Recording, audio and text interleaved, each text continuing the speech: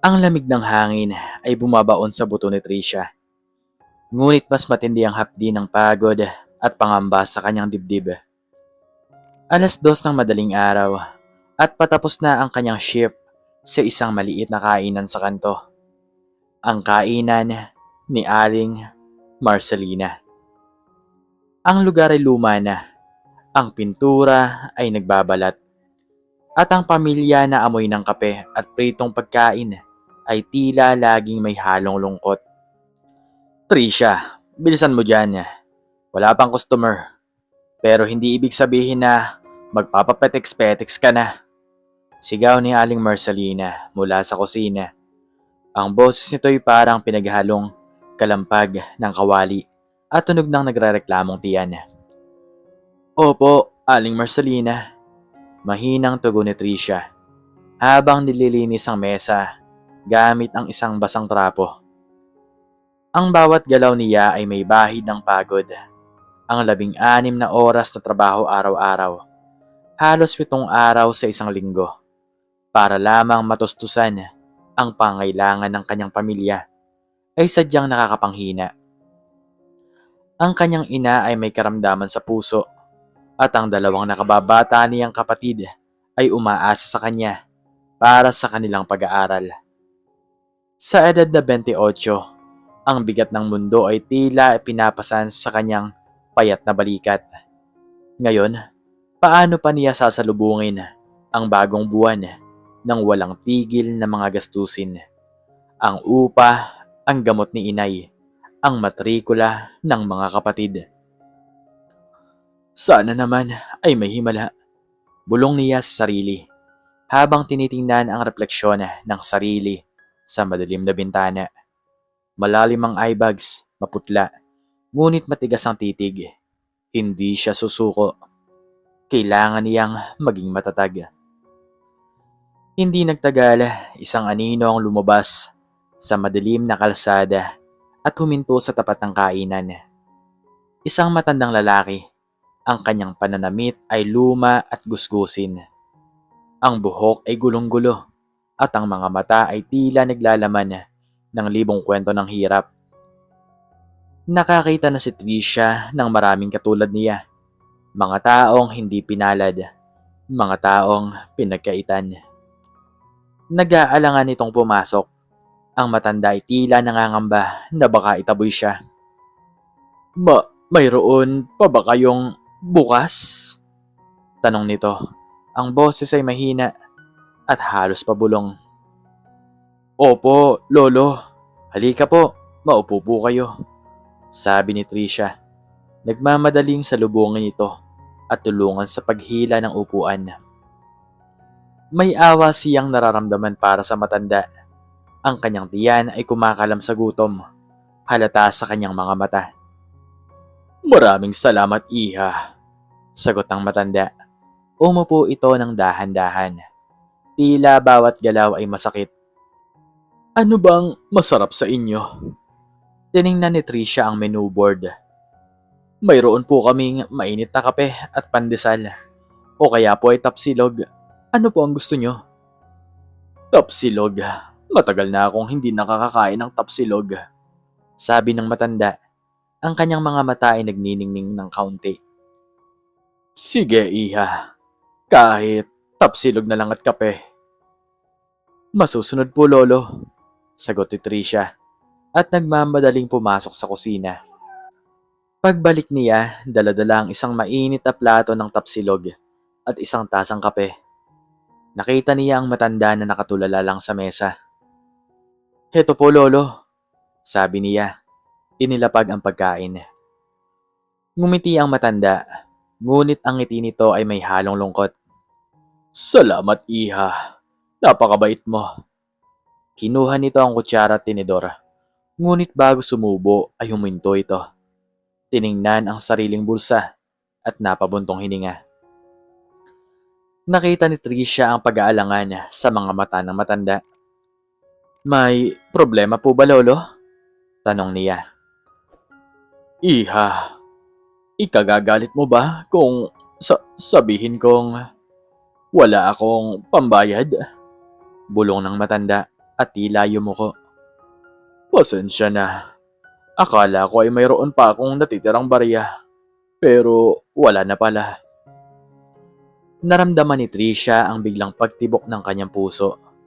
Ito ang kanyang pinangangambahan. Ngunit ang madaanan ng gutom na mukha ng matanda ay mas masakit pa kaysa sa posibleng galit ni Aling Marcelina. Huwag po kayo mag-alala, Lolo, sabi niya. Kinuha ang kanyang wallet at inilabas ang 100 piso. Kumain na lang po kayo. Huwag niyo pong alalahanin ang bayad. Galing po sa akin. Nagulat ang matanda.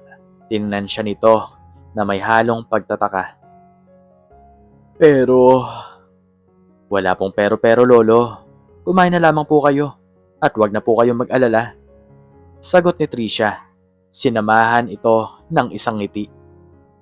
Ngunit bago pa makapagsimula ang matanda, isang matalim na titig ang umalingaw-ngaw sa kainan.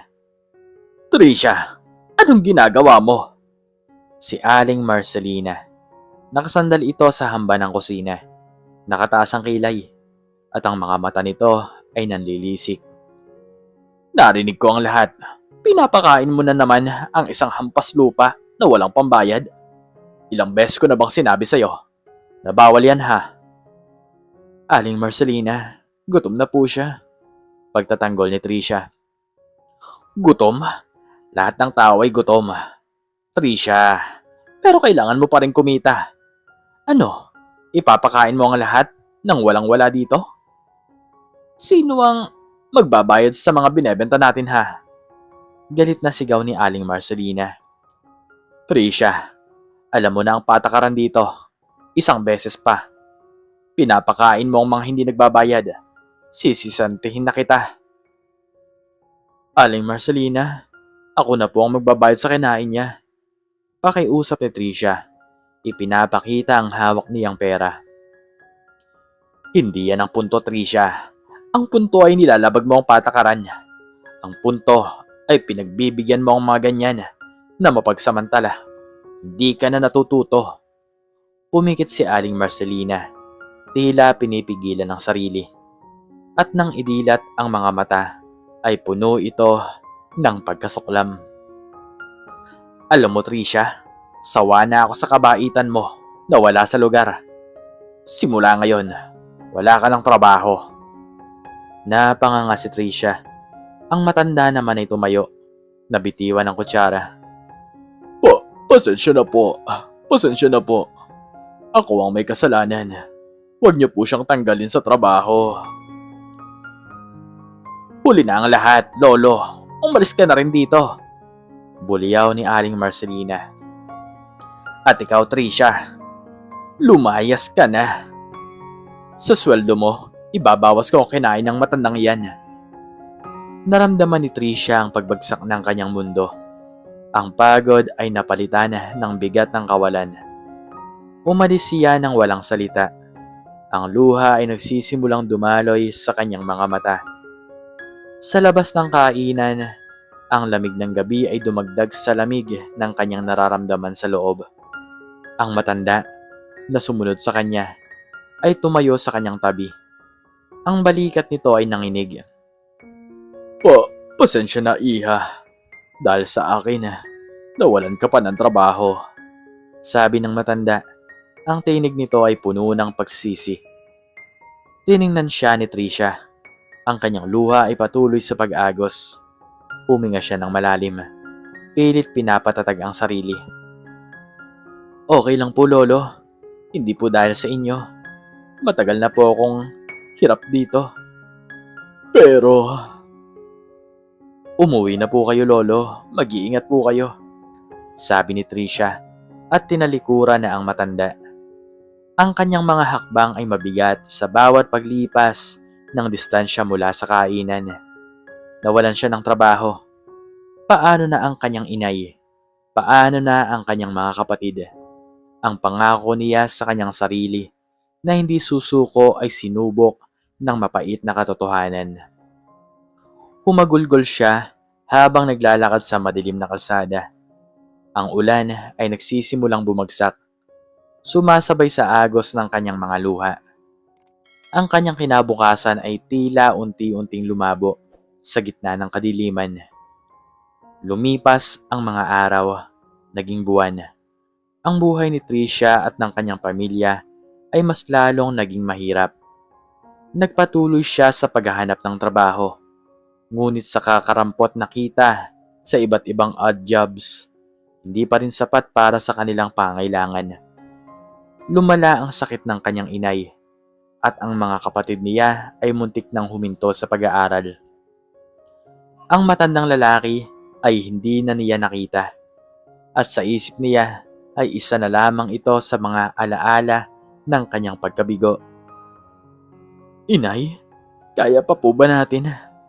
tanong ni Tricia isang gabi habang inaalala ang malaking bayarin para sa operasyon ng kanyang ina. "Kaya pa anak, habang may buhay, may pag-asa. Huwag kang mawalan ng pag-asa," sagot ng kanyang inay, pilit nang umiti. Ngunit ang mga mata nito ay puno ng pangamba. Isang hapon, habang naglalako ng kakanin sa Kapitolyo, isang matandang lalaki na may suot na mamahaling suit ang lumapit sa kanya. "Ikaw ba si Tricia Santos?" tanong nito. Ang tinig ay formal, ngunit may halong paggalang. Nagulat si Tricia. Opo. Ako nga po. Ako nga pala si Attorney De Los Reyes. Mayroon akong importanteng balita para sa'yo. Maaari ba tayong mag-usap sa isang mas pribadong lugar?" Nagtaka si Tricia. Sino kaya ito? Wala siyang alam na mayaman o abogado sa kanyang pamilya. Sumunod siya sa abogado. Ang puso niya ay kumakaba. Dinala siya nito sa isang coffee shop at nang makaupo sila, inilatag ng abogado ang ilang papeles. Si Don Eliseo de la Cruz na pumanaw kamakailan, panimula ni Attorney De Los Reyes. Biglang nanlaki ang mga mata ni Tricia. "Don Eliseo? Siya po ba yung matandang pinakain ko sa kainan? Ang pinagsisihan kong hindi ko natulungan ng maayos?" Ngumiti ang abogado. "Tama, ang matandang yon ay si Don Eliseo. Siya ay isa sa pinakamayamang pilantropo sa ating bansa. Kilala siya sa kanyang mga sadyang pagtatago ng kanyang pagkakakilanlan upang masubukan ang tunay na kabutihan ng tao. Sa gabing yon, sinadya niyang magpanggap na pulubi para makita kung sino ang tunay na may puso."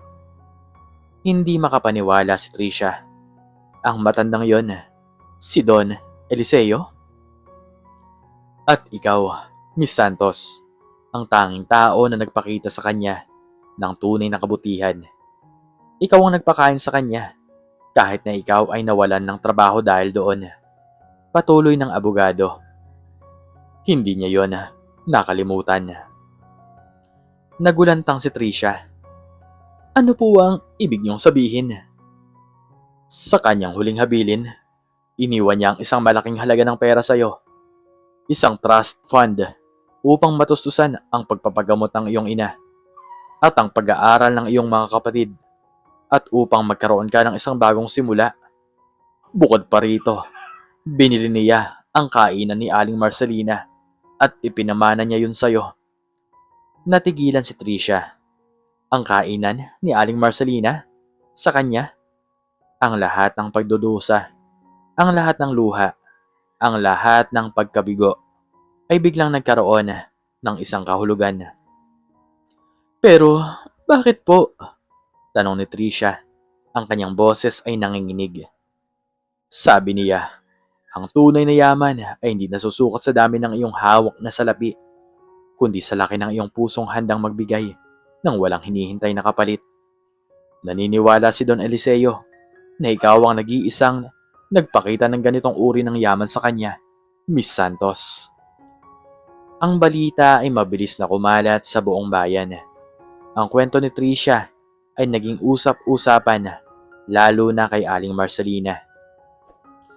Isang araw matapos niyang formal na matanggap ang pamana, Nagpasya si Tricia na bisitahin ang kainan ni Aling Marcelina.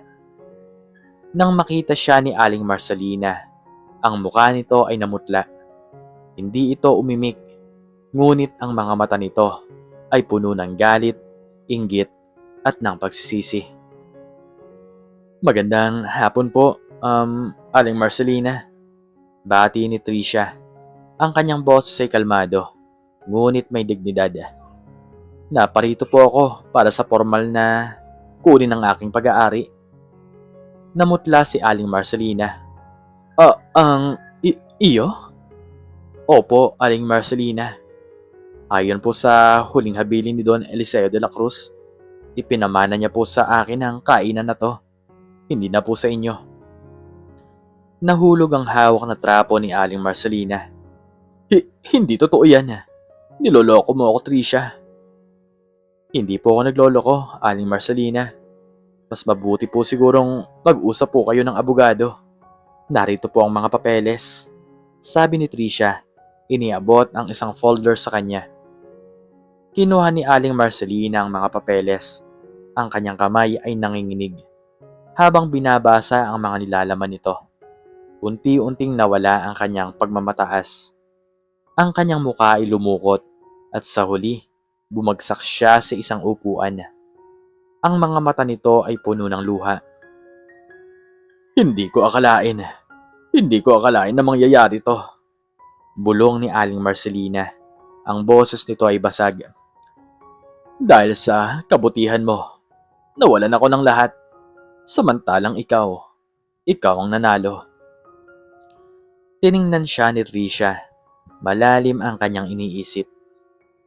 Aling Marcelina, ang kabutihan po ay hindi dahilan para may mawala sa inyo. Kung pinili niyo po sanang maging mabuti, siguro po ay iba ang kinahantungan ng lahat. Huminga siya ng malalim. Pero hindi na po mahalaga. Ang nakaraan po ay tapos na. Ang mahalaga po ay ang pagkakataon na ibinigay sa akin. Pagkakataon na hindi ko sasayangin. Hindi nagtagal, tuluyan ng lumipat ang pagmamay-ari ng kainan kay Tricia. Tinulungan siya ng abogado at ng mga tauhan ni Don Eliseo na ayusin ang lahat. Binago ni Tricia ang pangalan ng kainan mula sa Kainan ni Aling Marcelina, naging Kainan ni Don Eliseo at ni Tricia. Ginawa niya itong mas maliwanag, mas malinis at mas kaaya-aya. Ngunit ang pinakamahalaga, ginawa niya itong isang lugar kung saan ang lahat ay malugod na tinatanggap anuman ang kanilang kalagayan. Ang kanyang inay ay sumailalim sa matagumpay na operasyon at unti-unting gumaling. Ang kanyang mga kapatid ay nakapagpatuloy sa pag-aaral at parehong nagtapos ng may karangalan. Ngunit si Tricia, sa kabila ng lahat ng kanyang yaman, nanatiling mapagkumbaba. Hindi niya kailanman nakalimutan ang kanyang pinanggalingan. Madalas siyang magbigay ng libreng pagkain sa mga nangangailangan, alinsunod sa legacy ni Don Eliseo. Ang kanyang kwento ay naging inspirasyon sa marami. Isang patunay na ang tunay na kabutihan ay hindi nagtatago at sa huli ay mayroong malaking gantimpala. Isang gabi habang nakatayo si Tricia sa labas ng kanyang kainan, pinagmamasdan ng mga ngiti at tawanan ng kanyang mga customer. Naalala niya ang gabing yon, ang lamig ng hangin, ang gutom ng matanda, ang galit ni Aling Marcelina at ang kanyang mga luha. Ang lahat ng iyon ay nagdala sa kanya sa kung nasaan siya ngayon. Napangiti siya. Ang buhay ay puno ng mga sorpresa. Minsan, ang pinakamalaking pagsubok ay siyang magbubukas ng pinto patungo sa pinakamalaking pagpapala. At para kay Tricia, ang isang simpleng gawa ng kabutihan ay naging susi sa isang kinabukasan na hindi niya kailanman inakala. Ang kainan ng pag-asa ay hindi lamang isang negosyo. Ito ay isang simbolo ng pag-asa, ng awa, at ng walang hanggang kapangyarihan ng kabutihan. Ikaw, anong natutunan mo sa istoryang ito? Makiki-comment naman sa baba kung ano ang iyong natutunan. At hanggang dito na lamang po nagtatapos ang istorya. At sana po ay nagustuhan nyo to. Please like, share, and subscribe. And click the notification bell para palagi po kayong updated sa mga bago ko pang istorya. Muli ay maraming salamat po. At God bless us all.